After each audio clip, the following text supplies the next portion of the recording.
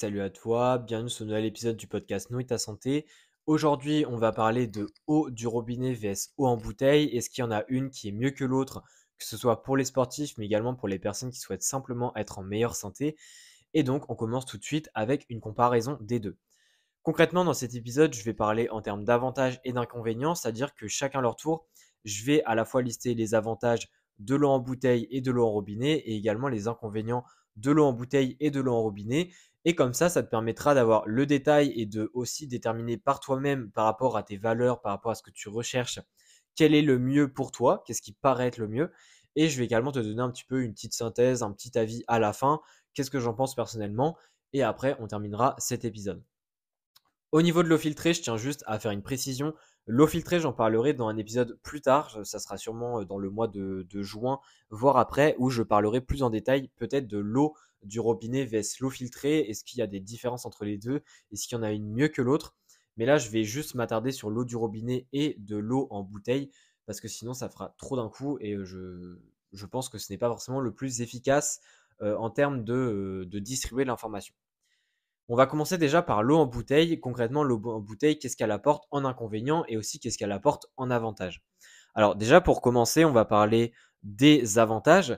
Au niveau des avantages, eh bien déjà, il y a le fait que l'eau en bouteille est globalement disponible partout. Alors ici, je parle dans les pays plutôt développés, comme la France, l'Espagne, etc.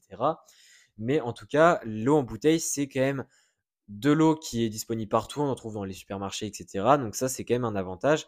C'est-à-dire qu'on peut en choper un petit peu partout, on se promène, on va dans un magasin, on a de l'eau en bouteille.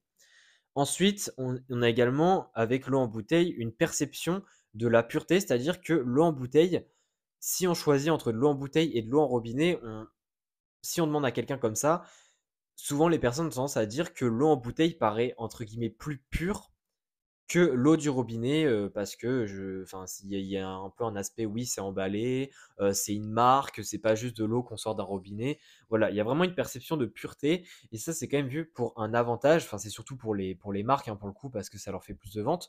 Mais voilà, ça, c'est quand même, quelque chose qu'on pourrait, mettre dans les avantages, même si pour le consommateur, au final, c'est plutôt une idée de perception et que c'est pas forcément un avantage direct pour la santé.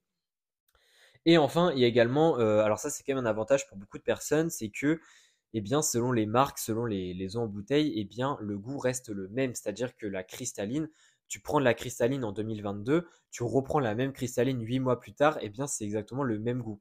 Il n'y a pas de variation de goût et ça, on en reparlera quand on parlera de l'eau du robinet. Donc ça, vraiment, c'est pour les avantages de l'eau en bouteille. Mais évidemment, tu te doutes bien, il y a aussi des inconvénients au niveau de l'eau en bouteille. Premier inconvénient, c'est déjà pour les personnes qui sont un petit peu sensibles à l'écologie, eh bien, c'est que ça crée du plastique. Ça crée du plastique, même beaucoup de plastique, et il n'est pas étonnant de revoir beaucoup de bouteilles plastiques par terre, donc c'est-à-dire les gens qui ne prennent pas soin de l'environnement. Et ça, évidemment, ça pose quand même un gros problème à l'échelle mondiale. Ensuite, il y a également le fait que ça a un coût, c'est-à-dire que contrairement à l'eau du robinet qui est très peu chère, on en reparlera après, eh bien l'eau en bouteille, ça monte très vite au niveau budget et en plus de ça, ça prend de la place dans la voiture quand on fait des courses. Donc ça, c'est quand même quelque chose qu'il faut garder en tête. Enfin, quand on parle un petit peu plus de l'aspect nutritionnel, eh bien, il faut savoir que la régulation au niveau des contaminants et au niveau des différents éléments qu'il y a dans l'eau, eh bien, il y a moins de régulation, c'est-à-dire que la régulation est moins stricte pour les eaux en bouteille que pour les eaux du robinet de manière générale. Donc ça, on en reparlera après. Mais effectivement, en Europe et notamment en France, les régulations pour l'eau du robinet sont extrêmement strictes. Et généralement, eh bien, chez les marques d'eau en bouteille, etc., eh bien, les régulations sont légèrement moins strict, ce qui peut potentiellement mener à, on va dire, des trop grosses concentrations à certains éléments qui ne sont pas forcément très bénéfiques pour la santé, comme par exemple les métaux lourds. Enfin, dernier point, c'est qu'il faut faire aussi attention au fait qu'il y a des migrations d'éléments du plastique dans l'eau lorsque, par exemple, et notamment, la bouteille est exposée au soleil ou alors exposée à de la chaleur. C'est-à-dire que quand on fait chauffer de la bouteille ou quand elle reste au soleil, eh bien, certains composants toxiques à un certain dosage contenus dans la bouteille plastique vont migrer dans l'eau. Et donc, ça va faire qu'on va consommer des éléments qui sont de base présents dans le plastique qu'on ne devrait pas consommer, ce qui peut potentiellement mener à des problèmes de santé à long terme. Donc ça, c'était pour l'eau en bouteille. Et donc, pour l'eau du robinet, eh bien, on va revenir sur pas mal de points qu'on vient de voir. Mais globalement, l'eau du robinet, au niveau des avantages, eh bien, c'est qu'il n'y a pas ou très peu de plastique. Ensuite, c'est également que c'est beaucoup moins cher. C'est généralement au mètre cube beaucoup moins cher l'eau du robinet que l'eau en bouteille.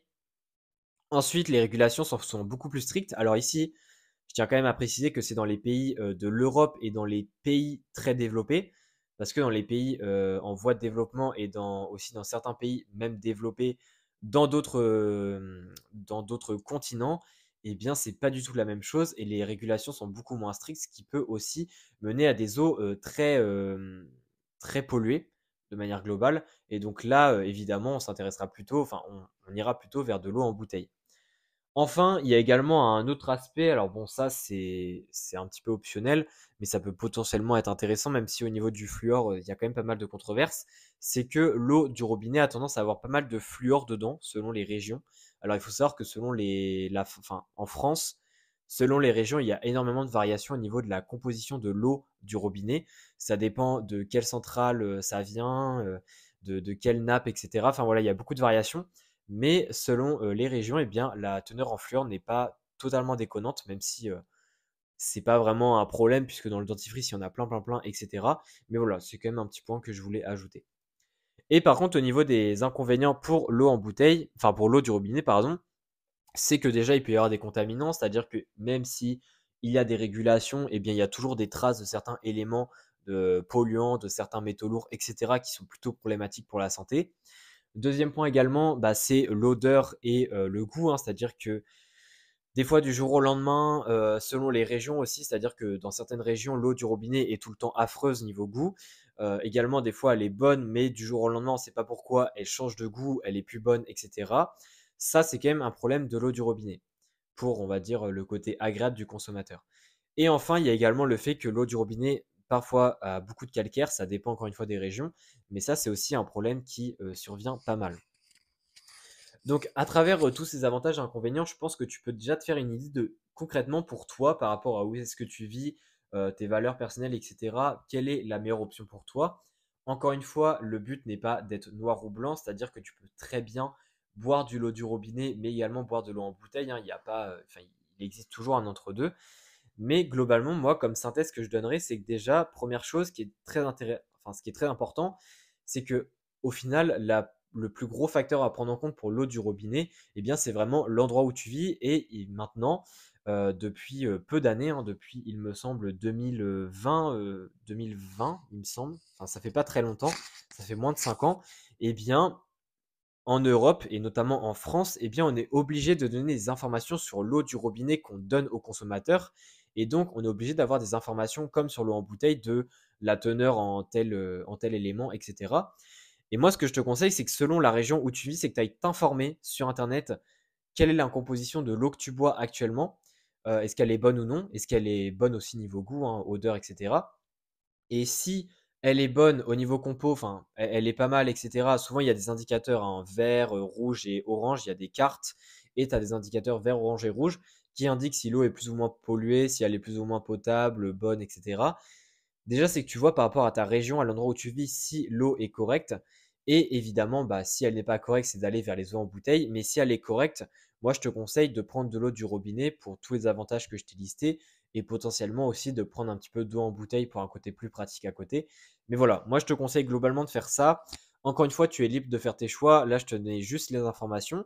Si évidemment ça t'intéresse d'avoir l'eau filtrée, eh bien je ferai un épisode très prochainement sur ce sujet-là. Mais si tu souhaites vraiment en savoir plus directement sur ce sujet-là de l'eau filtrée, je t'invite à m'envoyer un message sur Instagram et on pourra parler de ce sujet-là avec plaisir. Et en tout cas, je te souhaite une agréable journée. J'espère que tu as appris des choses et que tu es plus au clair dans ta tête sur quelle eau choisir et quelle eau boire.